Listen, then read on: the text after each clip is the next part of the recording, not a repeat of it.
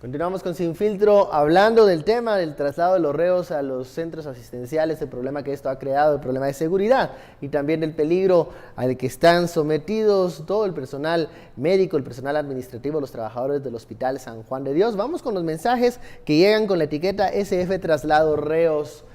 Nos dice el usuario, ¿cuál es el negocio de estar acarreando reos a los hospitales? SF Traslado Reos. Esa es la verdadera respuesta a todo este problema. Dice Mimi, el hospital militar que siempre está vacío, tiene toda la capacidad de atender a la escoria del país. Que lo usen, SF, traslado reos. Otro mensaje antes de continuar con esta plática SF, traslado reos. Sinceramente, este gobierno no tiene ninguna política de seguridad. Y por último, el usuario nos dice, ¿a quién le conviene que no haya atención de pacientes en la cárcel? Haciendo referencia al primer mensaje sobre, ¿acaso es un negocio el traslado de reos? Una ventana de oportunidad. Es una ventana de oportunidad y siempre ha representado un negocio dentro del sistema penitenciario. O sea, el otro gran componente de todo este problema es la corrupción. Ajá. Es la corrupción y el traslado de reos de un lugar a otro es básicamente un pago, ¿verdad? O amenazas o también a quienes aprueban. Pero vamos a ver, no vamos a decir quiénes ni cuándo, pero esta semana van a ser trasladados, por lo menos la información que tenemos que va a ser, si nosotros ya sabemos que va a ser trasladado el jefe de una clica, de una peligrosa clica, ¿ya? ¿Cómo no lo van a saber ellos? Entonces, hay también... ¿Cuál es el activo más grande y más fuerte que tienen ahí? La información. Ese es el activo más grande que hay ahí. En todo, quién se mueve para dónde, cómo se mueve para dónde, a quién hay que... Si lo quieren rescatar, si lo quieren atacar, ya se sabe. Esto debería ser una información confidencial que no debería de filtrarse tan fácilmente dentro del sistema penitenciario.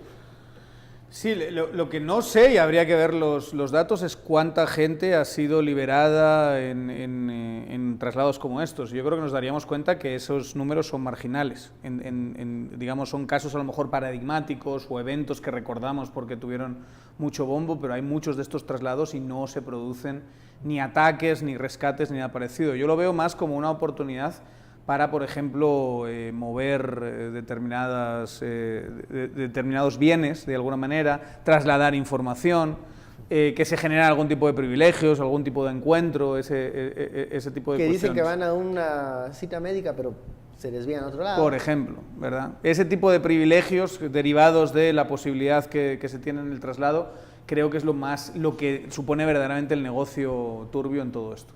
No tanto que haya un ataque, porque de verdad, ¿cuántos rescates a jefes de clicas recordamos en estas situaciones? Liberaciones no, ataques, una ERC, que se frustró, sí. El granadazo de la vez pasada. En términos relativos, que la gente recuerda, ¿no? Claro, recordamos, pero traslados de estos se están dando todo el rato. Entonces, en términos relativos, estamos hablando de un porcentaje muy pequeño. Tampoco todos los que se han dado están relacionados siempre con pandilleros. No, claro. Esa es el eje transversal. La característica que conecta a todos estos es que siempre están relacionados con el traslado de mareros. Algo que nos menciona Daniel es importante. O sea, hay un movimiento continuo de reos hacia hospitales, pero en donde se han dado estos hechos son personajes que son o cabecillas de alguna clica, no son un pandillero raso, por así decirlo. Ahí es donde la clasificación no ha funcionado, porque si vamos a mover a una persona de alta peligrosidad, sí pueden ocurrir esos hechos violentos. Ese es el tema. Clasifiquemos a esta persona no solo por el delito que tiene, no solo por la razón por la que está en la cárcel.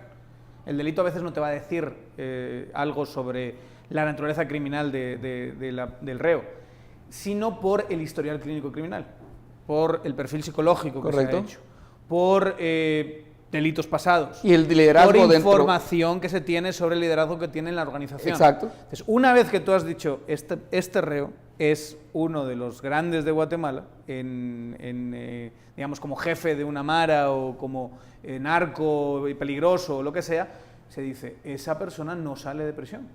Y sea cual sea la atención que necesita, la atención va a la prisión de máxima seguridad con todas las garantías. No se tiene por qué andar trasladando a una persona que tiene alta peligrosidad. Claro, los de alta peligrosidad, de verdad, esto puede sonar un poco extraño a la audiencia, pero van a ser siempre muy pocos.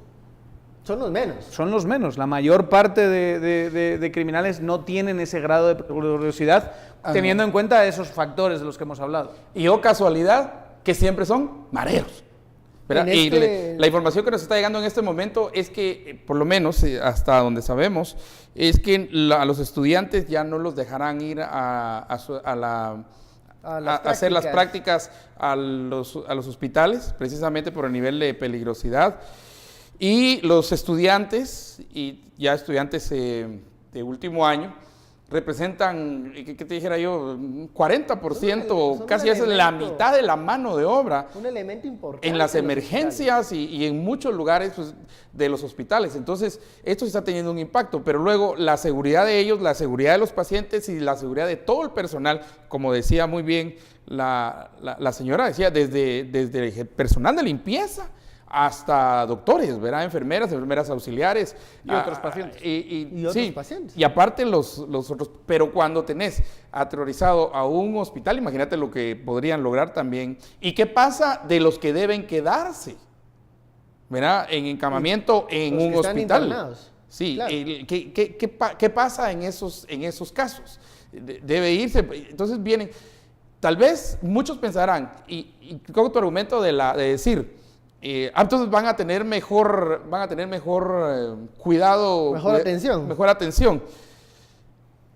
Claro, eso versus la seguridad de los pacientes y de los estudiantes, y te doy 3 grupos, y del personal médico. Yo te lo digo te lo decía por tu primer argumento. Al principio decías, es que la verdad es que tenés organizaciones que se preocupan demasiado por el reo, y es verdad que cuando tú ves la opinión pública, la población reacciona frente a cualquier trato humanitario a un reo de una forma agresiva. ¿Por qué se merecen eso si son delincuentes, que ni les atiendan, etcétera, etcétera? Entonces, yo lo decía, vender que les vas a dar una atención que va a ser incluso mejor que la que se recibe en el IMSS o en el San Juan de Dios, no sé si políticamente es tan fácil de vender, tan viable.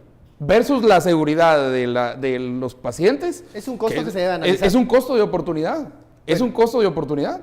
Para mantener por lo menos... Y mira la lamentable muerte de Ana Guerra. Y la situación que se está viviendo... Y vamos a seguir con esto. En estos centros donde llega mucha gente. Sí, pero la otra opción es no sacarlos. Claro.